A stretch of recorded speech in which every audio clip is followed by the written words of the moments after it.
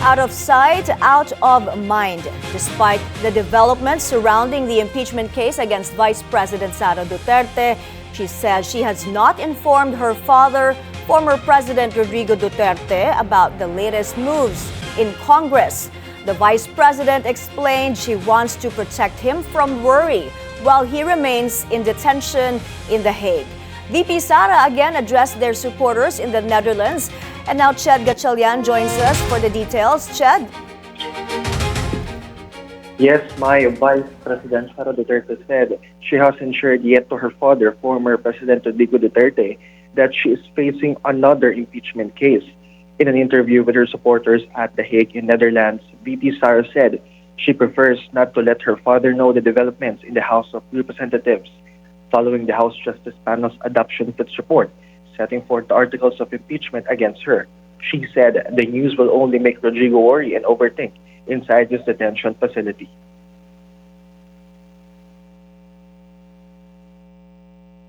Dapat ang alam lang niya ay yung mga happy na mga bagay, lalo pati nag-iisip tayo na baka nga dyan siya bawian ng buhay sa loob, no? Dyan siya mamamatay sa loob ng detention. So dapat yung maaalala niya at naiisip niya ay yung mga masasayang bagay, hindi yung mga kalokohan, korupsyon at abuso ng mga congressman at iba pang politiko.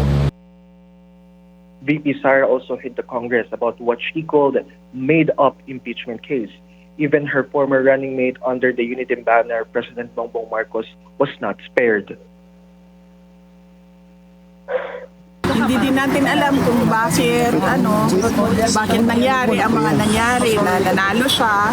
Pero para sa akin, nagsinungaling talaga siya sa kanyang gusto gawin para sa bayan at sa kanyang mga kapasidad na maging Pangulo.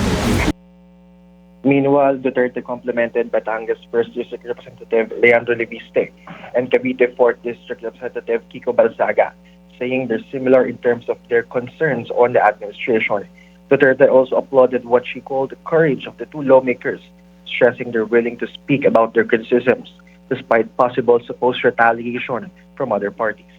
VP Sara has a message to the Marcos Jr. administration regarding energy crisis and skyrocketing inflation rate. Sobrang taas ng presyo ng fuel, crudo, sobrang taas nung palitan, dollar exchange, and sobrang taas nung inflation. Sa akin lang, kung hindi man kaya tulungan ng administrasyon, ng gobyerno, lahat, dapat tulungan nila yung mga pinaka nasa ilalim.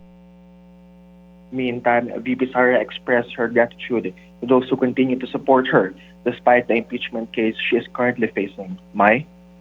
Ched, yesterday, VP Sara declared that she is a presumptive candidate for 2028, and this has drawn quite a reaction from her critics. Now, has she responded to the backlash?